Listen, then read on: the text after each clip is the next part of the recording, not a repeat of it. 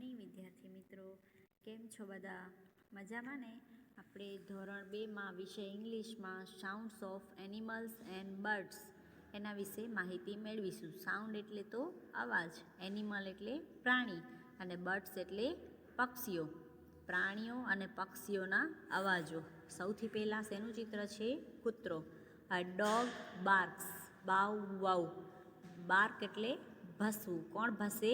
Dog. A cat muse, મેવ મ્યાવ મ્યાવ કરવું. કોણ કરે? બિલાડી. પછી છે અ કાઉ મૂ, મૂ એટલે ભાંભરવું. કાઉ એટલે ગાય. કોણ ભાંભરે? ગાય. અ શીપ બ્લીટ્સ, શીપ એટલે ઘેટું. બાબા, બ્લીટ એટલે બે બે કરવું.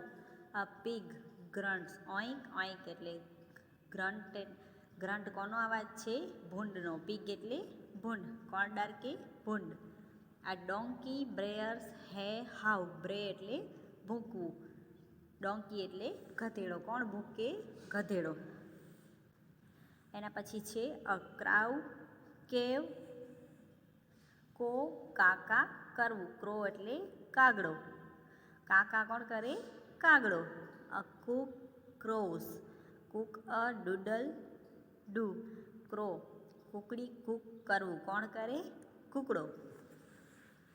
પછી છે અ હેન ક્લક્સ, ક્લક ક્લક. ક્લક ક્લક કોણ કરે? મરઘી. મરઘીના અવાજને ક્લક કહેવાય ઇંગ્લિશમાં. પછી છે અ ડવ કૂસ, કૂ એટલે ઘૂં કરવું. અ લાયન રોઅર્સ, રોઅર એટલે ગર્જના કરવી. કોણ કરે? સિંહ.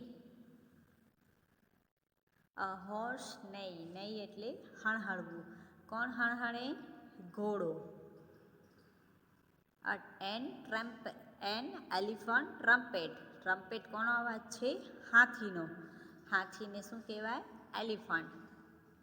અ ગોટ બ્લીટ, બ્લીટ એટલે બે બે કરવું. કોણ કરે? બકરી.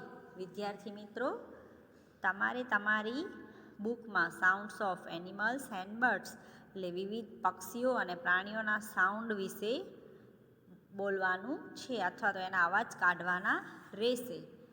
નેક્સ્ટ વિડીયોમાં આપણે બધે આ પક્ષી કયો છે કે આ પ્રાણી કયો છે એ આપણે લખીશું બુકમાં. ઇંગ્લિશની 4 લાઇનની બુકમાં નહીં, પરંતુ ઇંગ્લિશની પ્રાઇમરની ચોપડીમાં એ લખી અને એની સામે આપણે જોઈન્ટ કરીશું કે આ પક્ષી કે આ પ્રાણી કયો અવાજ કાઢે છે. બરાબર કરશું ને બધાએ?